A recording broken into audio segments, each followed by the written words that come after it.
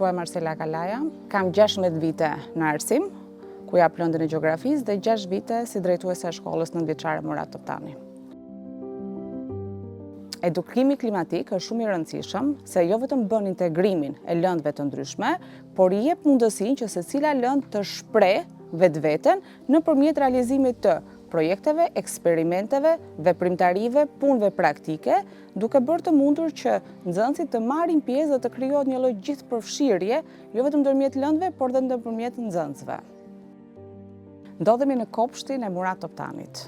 Pra ky është një kopësht, një kodër e kthyer në një kopësht funksional për nxënësit, për mësuesit, i cili jo vetëm që na jep kënaqësi, sepse është një punë e bërë, realizuar po nga duart e nxënësve, nga mësuesve, por është dhe një gjë e cila do ndikonte, pra krijon idenë tek nxënësit që mjedisi nuk është vetëm për sot.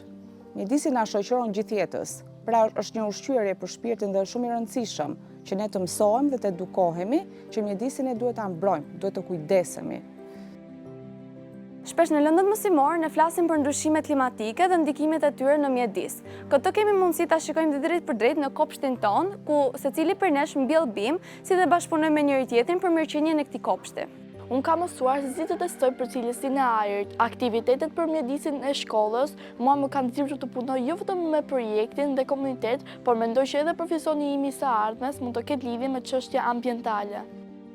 Pra trajnimi që ne realizuam në lidhje me klimën, na përcillte një mesazh dhe na jepi një uritë e duhura që klima sot po ndryshon me hapa galopante. Dhe fatkeqësisht jemi ne njerëzit, pra është njerëzimi që po ndikon në këto ndryshime klimatike që fatkeqësisht na kthehen në mënyrën jo të mirë të mundshme.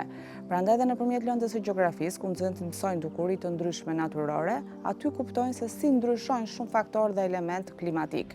Dhe nëpërmjet të gjithë realizimit ose projektit që ne bëm në kodrën ose në kopshtin e shkollës Murat Toptani, ishte si ne mund të fillojmë të stopojmë këto ndryshime. Se ndryshimi fillon nga ne, fillon me hapa të vegjël, fillon me gjëra të vogla, dhe nxënësit të marrin atë njohuritë dhe atë edukatën e duhur që të ndikojnë sa më pozitivisht dhe ta ndërpresin sa më pak këto ndryshime drastike që po ndikojnë sot në klimë.